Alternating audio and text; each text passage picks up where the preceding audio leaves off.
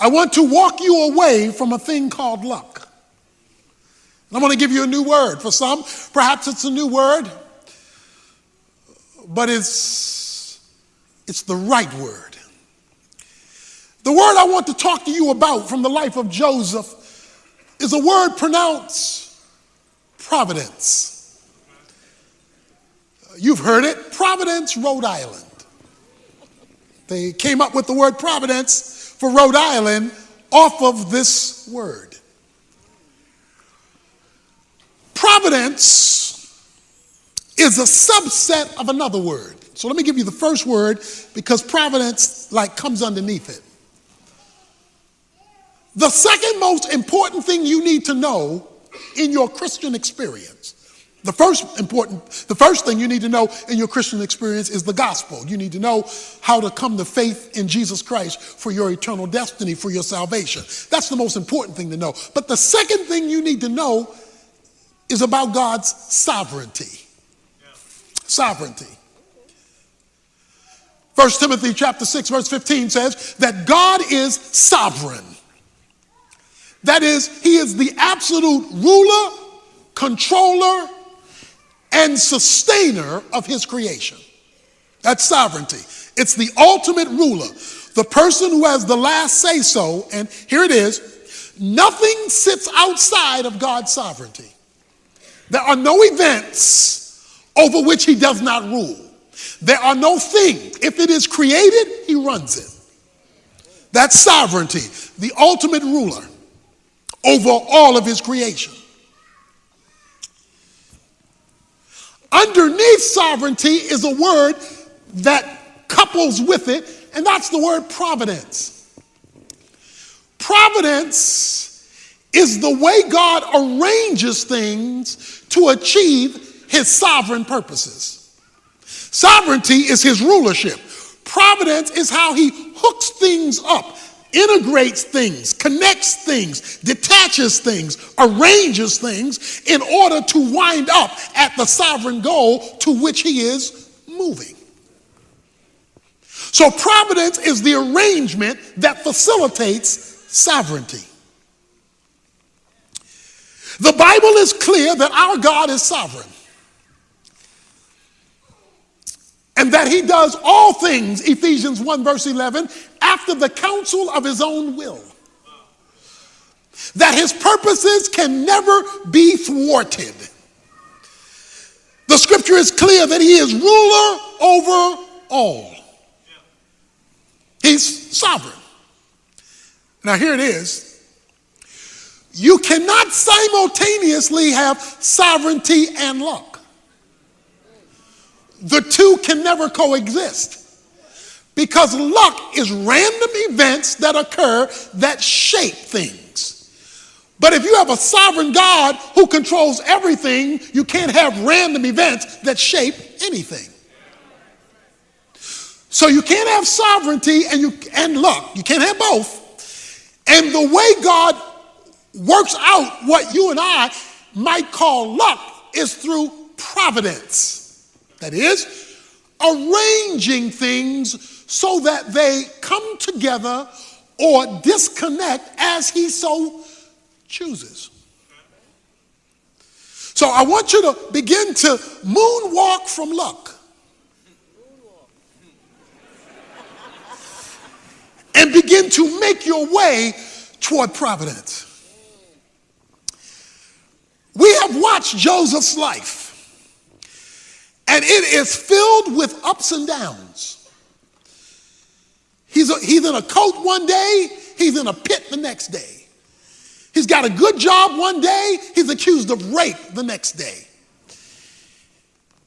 He's in prison, he's forgotten, he's remembered. I mean, this guy is going through stuff. It looks like one day he's got good luck.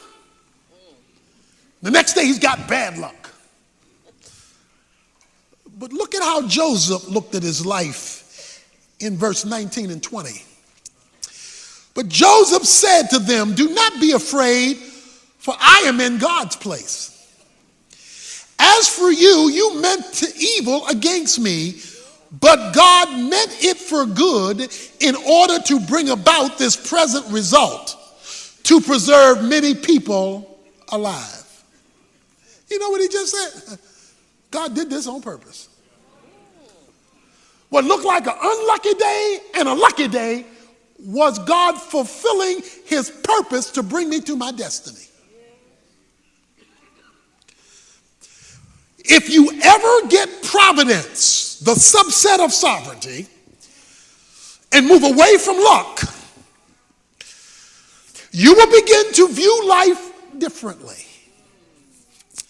Sovereignty must be the foundation and his providential working, we'll talk about that, by which you now begin to live and look at the events that shape your life so that you can arrive at your divinely ordained destiny.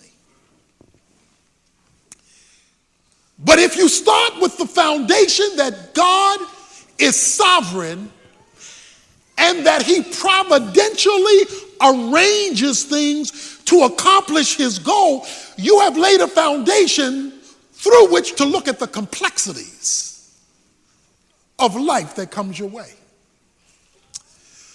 What you and I and others may look at as random events are actually orchestrated events in the purpose and plan of God. Let's put it another way. This mysterious thing called providence means God is sitting behind the steering wheel of history. And sometimes he's on the main highway, other times he's driving down back alleys. Sometimes it looks like he's going the wrong way on a one-way street. But he's steering the steering wheel of history to arrive at a destination. Now let's get this straight. Sovereignty and his providence, how he hooks things up, is not merely related to the big things that happen. See, we look at the big things and we say, well, either God was in it or God wasn't in it because it affected me greatly.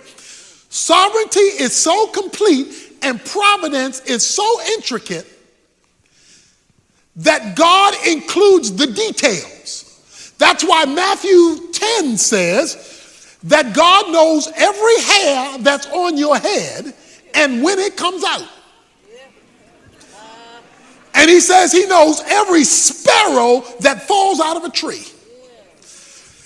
So when we talk about the sovereign providence of God, we're talking about not only that he controls the big things that get our undivided attention, but the little things we don't think twice about. Now, I know you like to think the devil is in the details, but God says I'm in the details. Because sovereignty covers everything, and providence is how he hooks the everything up in order to arrive at his specific purpose. Because God is sovereign, he is never caught by surprise, and he never says, oops, that one got away from me. He doesn't do that. Because if he's controlling the big and the little, that means he's not surprised by anything. What shocks you was long known by him. So here is the word. The word is providence. God arranging things. So let me help you right now about providence. The Bible says in Romans chapter 11, verse 33, God says that his ways are unsearchable. You can't Google his providence. You cannot sit at your computer and Google God's ways and get the intricate details of how he does what he does, because it is past finding out. So don't be surprised when God doesn't make sense. He's not supposed to. Because his ways are not our ways, and his thoughts are not our thoughts, and they're not even close. As high as the heavens are above the earth, Isaiah 55 says, so is the gap between God's thinking and our thinking, God's ways and our ways, and you cannot he is the unfigure-outable God. The only things you can figure out is what he decides to tell you. And Deuteronomy 29:29 says he doesn't tell you everything. Now watch this. He says in verse 20, as for you, you meant evil against me, but God meant it for good. Please stick with that word meant. They did, his brothers, his family, did evil against him. And he says, and you meant it for evil. You messed up my life on purpose. You planned to sell me as a slave. You planned to tell my daddy I was killed by an animal. You planned to ruin my life. Anybody in here where somebody planned to mess you up? I mean, they pre-planned that thing. They thought about that thing. He says, as for you, you meant it for evil. But then he uses the word meant again. But God meant it for good. Providence includes good and bad. God is sovereign. Nothing happens outside of his rule.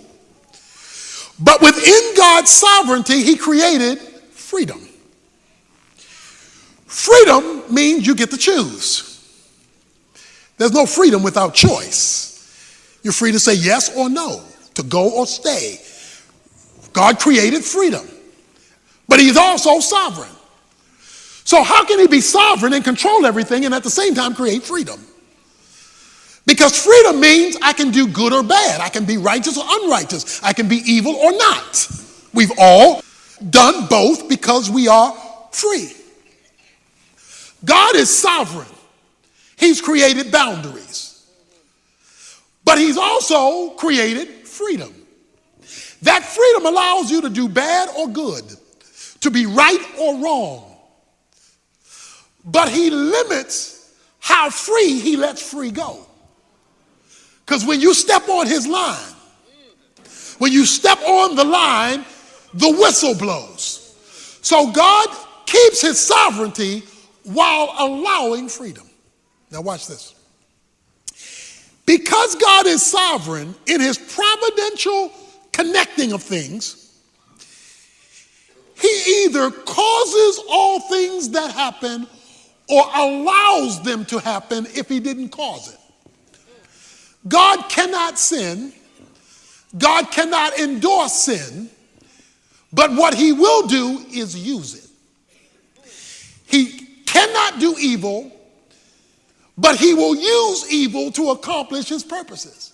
Because Joseph says, you meant it for evil, but God meant it. The it that you meant for evil, he meant it for good. Let's put it another way.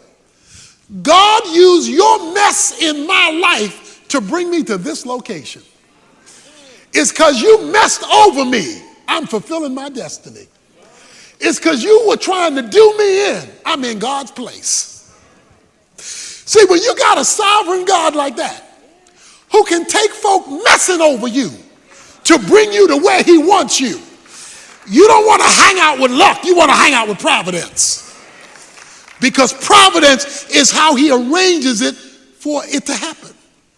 Look, God is so good at his providential work of hooking stuff up and arranging stuff in order to accomplish his sovereign purposes. Luke 22,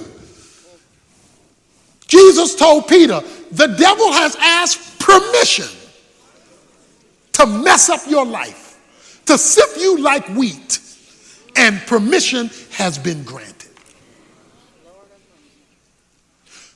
So the devil is not just the devil is God's devil.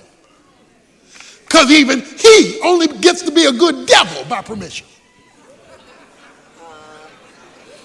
That's how sovereign God is. The devil doesn't even get to be good at his job without a divine okay. I know that's messing with you. But we've got to deal with the fact that God is sovereign. He says, you meant it for evil. You were out to get me. But God used that thing to bring me to this location.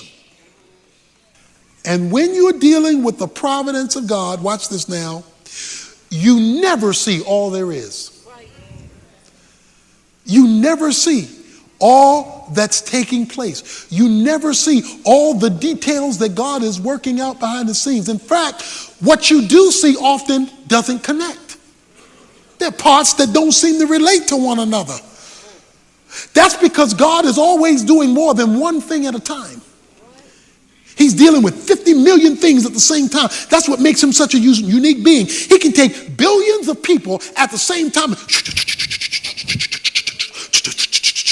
and connect everything in order to accomplish our purpose and his destiny in our lives. And he's doing it all at the same time. But because we can't see it, sometimes it doesn't look like he's doing a thing. Sometimes it looks like he's asleep. Sometimes it looks like the phone is busy. Sometimes it looks like he's on vacation. That's because all you see is what you see. And if all you see is what you see, you do not see all there is to be seen. He says, you meant it for evil, but God meant it for good. In order to accomplish his purposes. Don't think that the King of Kings and Lord of Lords and the sovereign of the universe can't run over a situation that gets in his way. And as long as you have a sovereign God who controls providential activity, that means the people, the problems, and the circumstances in your life don't have the last word. Because God can run over anything that gets in his way. His position demands it. Providence, the sovereign hand of God, ruling and overruling all things. You meant it for evil. But the idea here is that God in his providential working takes good and bad to bring about, I like this, the present result. What is his present result? This man has reached his destiny. He's in the place God was taking him all the time. It took him 22 years to get here. When we started, he was 17. This is 22 years later. So it took him 22 years.